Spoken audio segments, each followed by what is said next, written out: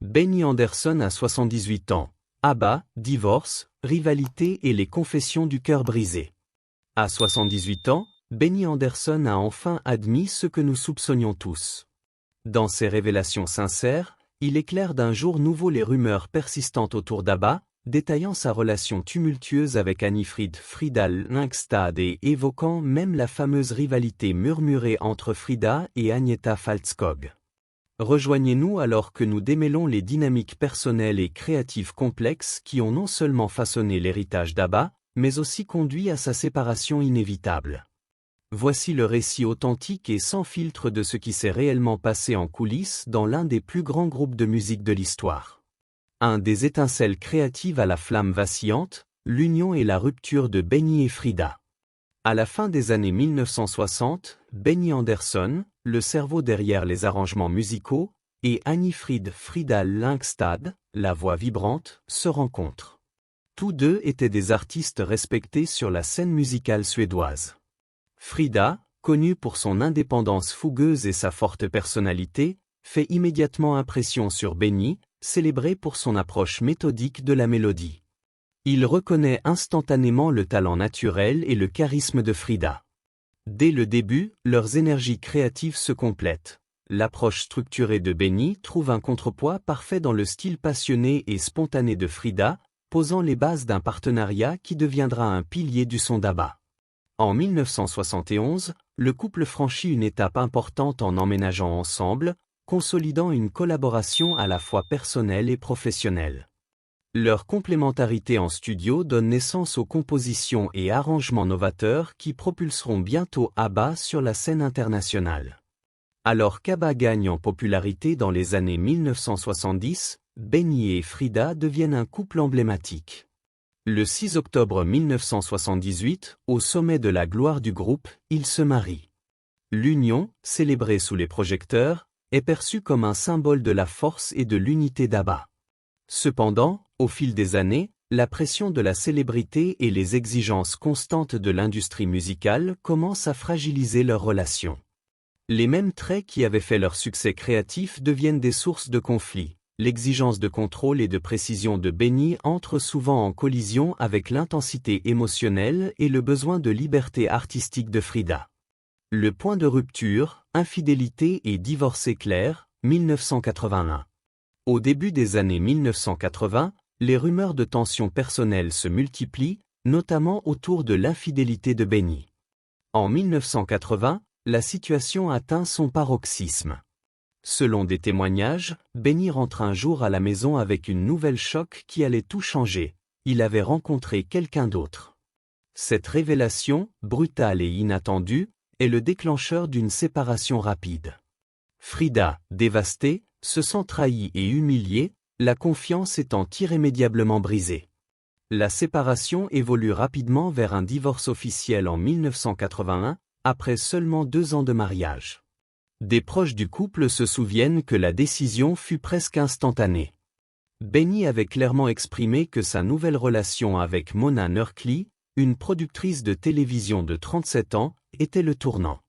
Malgré la douleur, Benny et Frida tentent de préserver leur relation professionnelle pour le bien de la musique qu'ils ont créée ensemble. Un article du journal Expressen en 1981 capte cet instant avec les propres mots de Benny. Frida et moi sommes toujours amis et je fais toujours partie d'ABBA. Nous sommes restés de bons amis, mais nous ne sommes plus mariés. De son côté, Frida, cherchant à minimiser la douleur, ajoute « Maintenant que Benny et moi nous sommes séparés, nous travaillons beaucoup mieux ensemble. Notre relation n'est plus aussi intense, mais nous restons en contact. » Ces déclarations révèlent la dualité de leur rupture, une douleur émotionnelle immense, mais un engagement indéfectible envers leur héritage musical. Peu après le divorce, ABBA tente de retourner en studio en 1982. Cependant, il devient vite évident que la magie créative n'est plus au rendez-vous. Les tensions personnelles affectent désormais leur travail en commun. La dynamique qui avait autrefois nourri leur son innovant est entravée par la douleur et le ressentiment. Leur relation s'est transformée en un lien fondé sur le respect mutuel et l'engagement professionnel, loin de la passion qui les avait unis initialement. La douleur de la séparation n'a jamais été totalement oubliée, même après que Benny ait épousé Mona Nurkli. 2. Démêler la véritable dynamique, Frida et Agnetha, compétition ou camaraderie. Au début d'ABBA, des rumeurs persistantes faisaient état d'une rivalité tacite entre les deux chanteuses principales. Bien que les deux femmes aient publiquement nié toute concurrence sérieuse, les observateurs de l'époque notaient que la réalité était bien plus complexe. Dès le départ, Frida et Agnetha jouaient des rôles distincts au sein du groupe. Frida, la brune. Avec sa présence scénique intense et dramatique et sa voix puissante, elle captivait naturellement l'attention. Agnetha, la blonde. Avec sa beauté éthérée et ses envolées vocales plus pop, elle était souvent perçue comme la Golden Girl d'ABBA, suggérant qu'elle était la véritable vedette du groupe. Cette différence d'image publique a contribué à l'idée qu'Agnetha était favorisée, reléguant Frida au second plan, notamment lorsque la question de savoir qui chanterait en lead ou qui figurerait sur la couverture des albums faisait surface. Au fil des années de gloire d'ABBA, ces tensions sont devenues plus visibles en studio et en tournée. La compétition incessante des médias et les attentes du public ont creusé un fossé entre elles, allant au-delà d'une simple rivalité amicale. Malgré cette compétition, Frida et Agnetha ont chacune joué un rôle essentiel dans le succès d'ABBA, ayant déjà connu des carrières solo respectables en Suède. Dans les premiers albums, comme Ring Ring, 1973, et Waterloo, 1974, les morceaux mettaient en avant des harmonies dans lesquelles les quatre membres avaient leur place.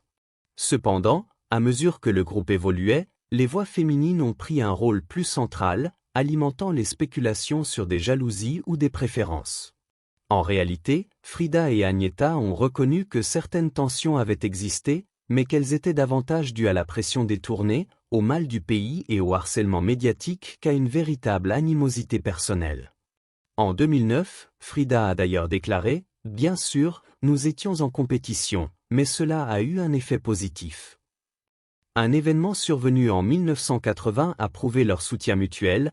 ABBA a dû annuler une visite en Allemagne de l'Ouest en raison d'une menace d'enlèvement visant les enfants de Björn et Agnetha, qui étaient déjà divorcés.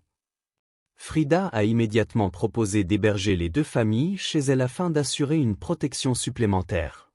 Au fil des ans, elles ont toujours exprimé du respect et de l'affection, minimisant l'idée d'une jalousie exacerbée et insistant sur le fait qu'elles étaient des artistes indépendantes prêtes à sacrifier une part de leur liberté pour le succès du groupe. 3. Les raisons profondes de la séparation, l'épuisement créatif. Pendant des années, les rumeurs ont circulé sur les véritables raisons de la dissolution d'ABBA. Aujourd'hui, Benny Andersson a enfin révélé la vérité derrière cette rupture. À la fin des années 1970, ABBA était au sommet de sa gloire. Cependant, à cette période, un événement personnel majeur a commencé à assombrir l'unité du groupe. Le divorce douloureux entre Björn Ulvaeus et Agnetha Fältskog peu avant la sortie de l'album Voulez-vous. Malgré leurs efforts pour maintenir une apparence professionnelle, les répercussions émotionnelles se sont infiltrées dans leur travail. L'album Super Troopé, 1980, a particulièrement reflété cette évolution, adoptant une tonalité plus mélancolique, en contraste avec les morceaux joyeux des albums précédents.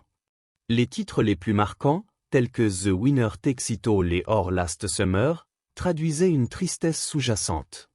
Agnetha a plus tard expliqué que The Winner Takes It All était un mélange de ce que je ressens et de ce que Björn ressentait, soulignant que la chanson leur permettait d'exprimer des émotions difficiles à aborder autrement. Alors que le divorce de Björn et Agnetha avait déjà un impact évident, une autre crise personnelle s'annonçait lors de l'enregistrement de The Visitor, 1981, la détérioration du mariage de Benny et Frida, menant à leur propre divorce. Les deux divorces successifs ont eu un effet cumulatif, rendant de plus en plus difficile le maintien de la cohésion. Une atmosphère de doute et de tristesse prédominait. La décision finale, l'arrêt créatif. L'année 1981 marque un tournant décisif. Les conflits personnels deviennent trop pesants pour que l'esprit de collaboration perdure. Après une tournée, le groupe retourne en studio en 1982 avec l'intention de continuer à travailler, mais rapidement, l'évidence s'impose. La dynamique créative qui les animait autrefois s'est estompée. Benny Andersson a plus tard expliqué la cause profonde de l'arrêt. Nous avons arrêté et pour des raisons créatives. Nous avons arrêté parce que nous avons senti que l'énergie s'épuisait en studio parce que nous ne nous amusions plus autant qu'avant. L'absence de plaisir dans le processus créatif, combinée aux épreuves personnelles, a rendu la poursuite du groupe impossible. Avec une dynamique profondément altérée, ABBA a pris la décision de se séparer en 1982. En fin de compte, la dissolution d'ABBA est le résultat de bouleversements profondément personnels qui ont modifié l'équilibre interne du groupe. L'amusement et la camaraderie qui alimentaient autrefois leur musique avaient laissé place à un sentiment de perte et de désillusion. Leur capacité à produire des hymnes pop entraînantes était intrinsèquement liée aux liens personnels qui unissaient autrefois ses membres. 4. L'héritage indélébile et la réunion.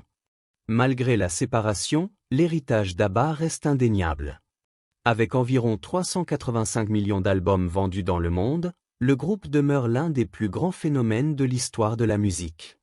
Leurs chansons ont traversé les décennies et continuent d'inspirer de nouvelles générations, notamment grâce au succès des comédies musicales et des films inspirés de leur répertoire, Mamma Mia. En revenant sur le passé, Björn Ulvaeus a confirmé la principale raison de la dissolution du groupe, insistant sur le fait que la séparation n'avait jamais été censée être définitive. Nous n'avons jamais dit « c'est fini, nous ne nous réunirons plus jamais ». Nous avons simplement dit à l'époque que nous allions faire une pause, et cette pause a maintenant pris fin. C'est cette pause qui a abouti, des décennies plus tard, au succès inattendu de l'album Voyage, 2021, et à leur spectacle d'Avatar à Londres. Aujourd'hui, à 78 ans, Benny Andersson a finalement admis la vérité. La séparation d'ABBA est la conséquence directe de l'effondrement émotionnel des deux couples fondateurs, une douleur qui a fini par épuiser la joie et l'énergie créative du groupe. Le poids émotionnel écrasant de ces épreuves personnelles les a-t-il empêchés de travailler ensemble comme avant, ou était-ce une évolution naturelle de leur parcours créatif? Partagez vos pensées dans les commentaires ci-dessous.